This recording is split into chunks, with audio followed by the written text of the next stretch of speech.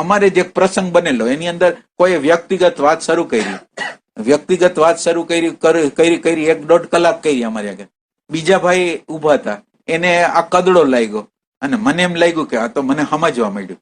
હવે આ દ્રષ્ટિ એટલે એક ભાઈ કીધું કે આને કલાક લગીને તમારી આગળ હાવ ખોટી વાત કરી. મેં કીધું મને કઈ ખોટી વાત નથી લાગી, મને તો બરાબર લાગ્યું જે છે, મને સમજવા જેવું લાગ્યું.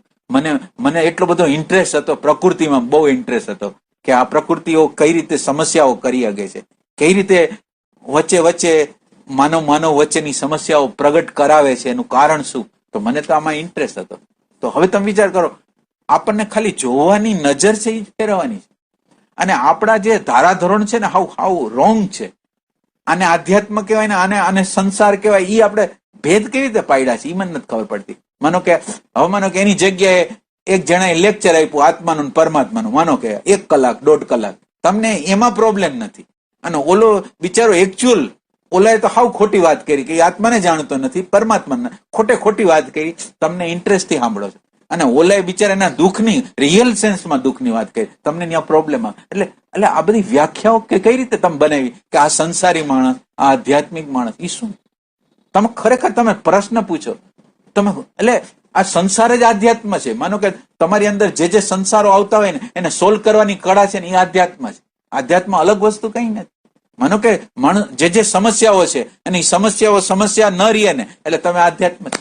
જેવી સમસ્યા આ એમ્પ્ટીનેસમાં જાય ને એટલે એ સુંદરતાનું સ્વરૂપ ધારણ કરી લે, કુરૂપતાની છોડી દી. તો આ વસ્તુ છે.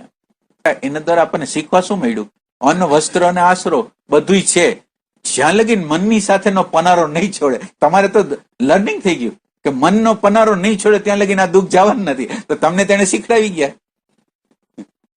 એમાં કોઈ પ્રોબ્લેમ નથી.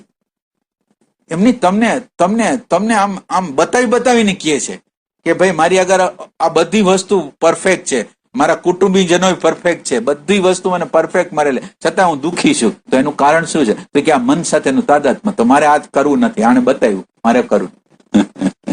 દુઃખથી કોઈ બોલે છે તો એના દ્વારા દુઃખના અણુ પરમાણુ ભલે થાય, એની સામે તમારા પ્રેમના અણુ પરમાણુ, તમે પ્રેમથી એને સાંભળો છો, તમે એને તમારી અંદરની શાંતિ એને આપો છો, તમારો અંદરનો આનંદ આપો છો. બોલતા નથી, તમે આપો છો એમ બોલતા નથી, પણ તમારી અંદર જે આનંદ છે, તમારી અંદર જે શાંતિ, એ ભલે એ આપે છે.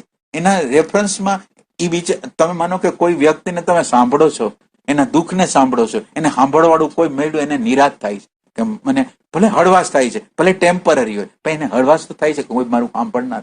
આ દુનિયામાં સાંભળનારે કોઈ નથી. તો તમે સાંભળ્યું, તમે નિષ્કામ કર્મ કર્યું. સાંભળવાનું કર્મ કર્યું, એ નિષ્કામ કર્મ કર્યું.